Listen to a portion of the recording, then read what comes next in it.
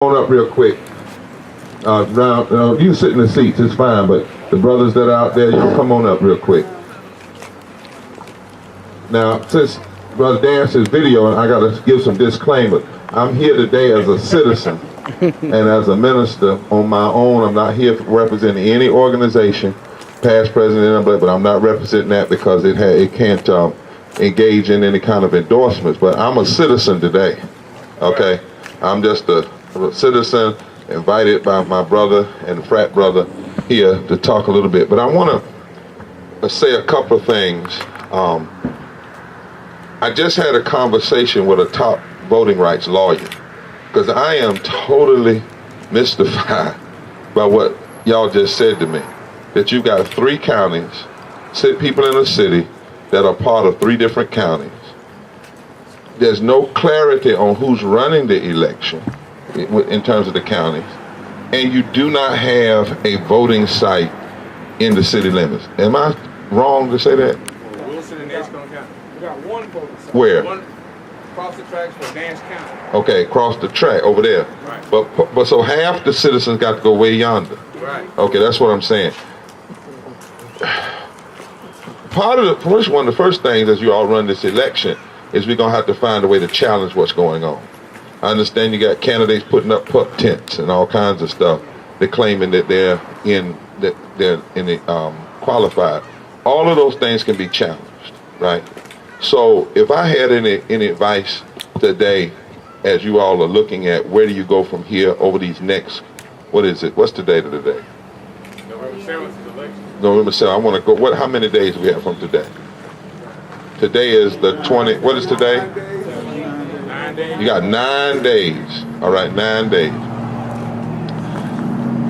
3 things I want to say. First of all, when it comes to this whole business of voting, we need to be telling folk 3 things. Number 1, voting, people died for it. Right. That message needs to be spread every way you can. You need to get some flyers and put on them, exercise your right to vote because people died for it. And that's real. Number 2, not only did people die for it, people are trying to deny it today. We just came through North Carolina fighting the worst forms of voter suppression that we've seen since the days of Jim Crow. Now, we won cases here, but there's no need to win if folk not going to use the power, right? If you win it and then people don't use it, they were trying to take early voting, they were trying to take all those things. But there's a third thing, is that voting determines the direction of a city, a county, or a country. And one of the things we've got to help our people understand is that you don't wait until just the president is run. This is a significant election. Attempt to have an African-American mayor and others in a city in the South is very important. And to think that people are doing, see, this is the way I look at stuff. If it wasn't important, people wouldn't be playing games with you. That's right. I flip it over. You know, if it wasn't important, they would have plenty of vote sites inside the city, so everybody would have access. If it wasn't important, you wouldn't have all this confusion. If it wasn't important, people wouldn't set up pup tents to try to say that they're residents. There's got to be something real important, real reason why they don't want you to have access to the mayor's office, right? I don't know all that it is, but it's something. It's something. It's resources that are coming in. It's you know, the power.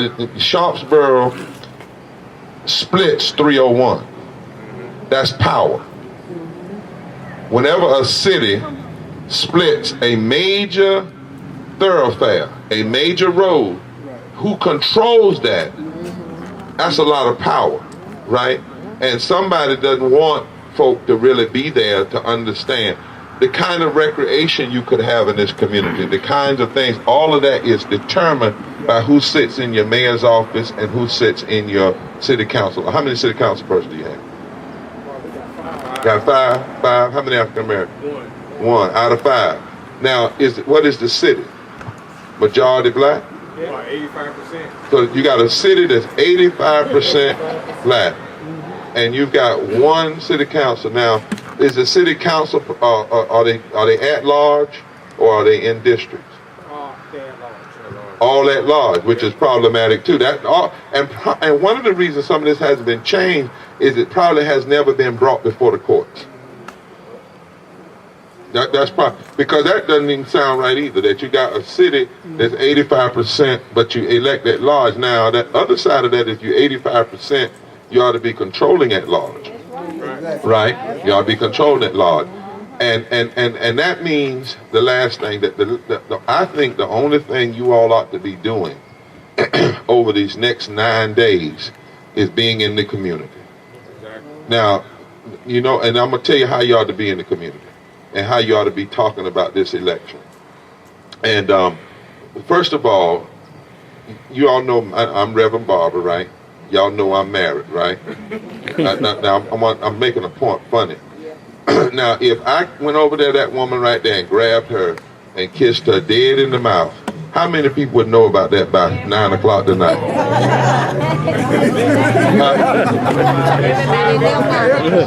o'clock is 9 minutes. Am I right about it? 9 minutes. I mean, it would be all over Rocky Mount, all over Wilson, it'd be all over the nation, WDVD, CNN would be reporting it, right? So that's my point. That's how y'all ought to treat these next 9 days. You ought to turn it into one of those things. You know how we can do when we want to get stuff out, we ought to start calling posts.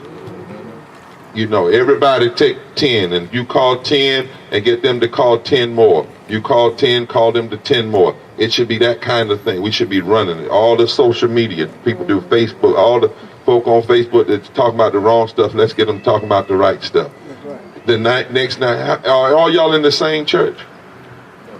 Y'all in different churches? Do your churches meet tomorrow? Yeah. Yes, sir. How about next Sunday? Yeah. Okay. So everybody that's here that can ought to be going to your pastor early in the morning, say, I need some time to talk about this election. Are they, most of you in Sharpsburg? Some of y'all don't go to church in Sharpsburg. How many churches are right here? This one? How many more? You here? This one? Anybody else? Any other churches here? African American churches in the But city? then you got a lot of people that go to churches outside that we're at that lives in Sharpsburg. But you got people that stay, right. So you should ask, and I would say this, I mean, you can take it on free will. If you ask in a church you attend to get up and say something about people getting out to vote, and the folks say, well, and you're not endorsing the candidate, you're talking about folk getting out and saying what's going on, and they tell you, well, we don't do that around here. I would just ask you to check why you still paying your tithes there. I mean, that's just me. That's just me. Because if you don't care nothing about my life down here, I mean, heaven's straight. Heaven is straight. You know, I need some honey down here. I need some, you know, I'm all right about milk and honey over there. But my point is, everybody this morning should make, this evening, you should make it up in your mind that for the next 2 Sundays, your people are going to hear about Sharpsburg. And they're going to hear about this election. And they're going to hear about Mayor, oh, that's right, you don't hear about Robert Williams. Now, I didn't ask him nothing. I don't know his party. I don't care. What I do know is that people ought to be voting. People ought to be voting. And as I said, anytime folks put your voting site way out yonder, I'm kind of like that. I've always been like that. My mama put cookies way up on the thing. I said, it's a reason. She didn't want me to get those cookies. You see, right? So I'm like that. If you take something and make it hard, I'm gonna go find out. You know, I'm gonna find out why. When I was in school, they said physics is hard, so I took physics because I want to find out if other people can pass it, I can pass it. I want to know what is it about it that you're trying to make it exclusive. So my encouragement that you would say to people, folk died for it. People are trying to deny it. And your vote determines it. It determines what comes in this city. It determines what comes in this community. And don't see this as a small election. Don't see this as a small election. There's an old theory that the politics that affect you the most are the ones closest to you. That's the politics you got to be careful of. The politics that affect you the most are the ones closest to you. In a city, sewage, sidewalks, and all of that stuff is not determined by first what comes out of DC or Raleigh. It's determined by the kind of leadership you have in the city. Because you have to have, and a mayor's job really is to be the cheerleader, if you will, the person that lifts up that city. And if you don't have a voice in there, then a lot of things are left off the table. So I want to encourage that what they do? Died for it. And then people have tried to what? Deny it. And the third thing is voting what? Determines. It determines the direction of a city, a county, a state, and a nation. If you don't believe voting determines the direction, look at the mess we're in right now. Now the reality is, even this past election, 500,000 black people who were already registered, and all they had to do was go to the polls, stayed home. In North Carolina, 500,000. Now the president, Trump 45, whatever you call it, but I call him president for a reason, because I want folk to know y'all did this. Right? But 500, he only won North Carolina by about 9,500,000 votes. 500,000 of us didn't vote. 70% of churches didn't even talk about it. Now watch this. 600,000 of us didn't even register. That's just in North Carolina. So if 600,000 had registered and 500,000 had voted, that's 1,000,001. That's 1.1 million of us. Of us. So sometimes when we argue about who's where and who's wherever, we have, the finger comes back. Just like in this city, what was the last vote for mayor? The numbers. What was it? 300 people? You got beat by 3 votes.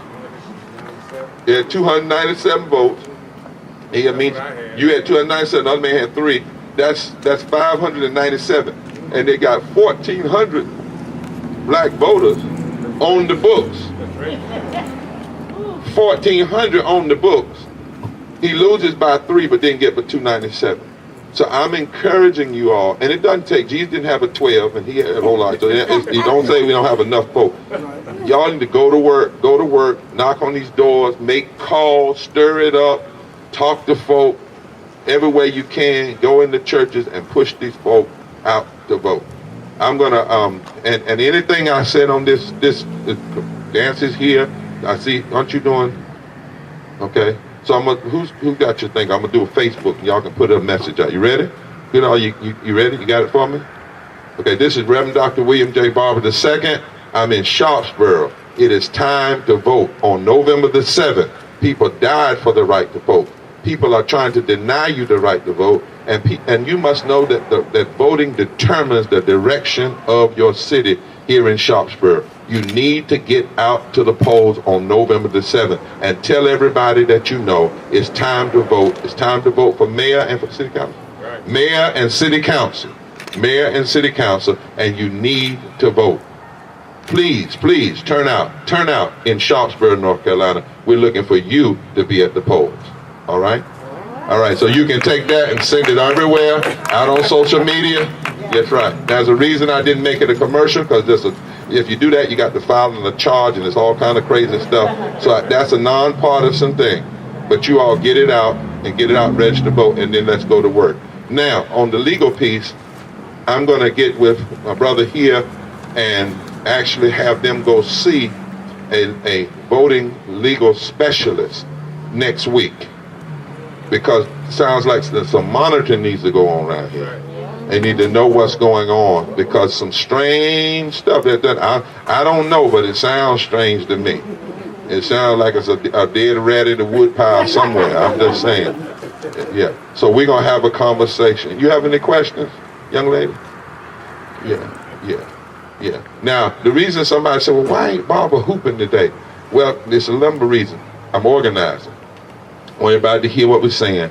And then there's an old African proverb: a roaring lion won't catch anything.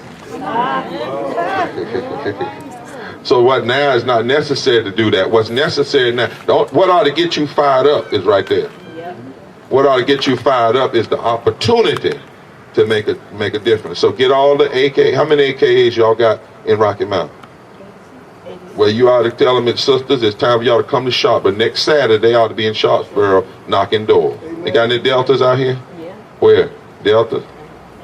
All right. I'm serious. The sisters and sisters, y'all know how to do it. Y'all need to call a sisters.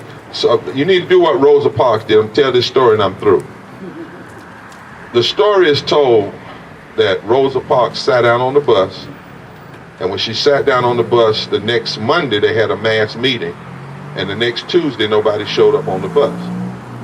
The part of the story they don't tell is that when Rosa Parks sat down on the bus, I think it was maybe Thursday, on Friday and Saturday, 50,000 flyers went out all over Montgomery. Now, the regular story is that they printed those 50,000 flyers up after she sat down.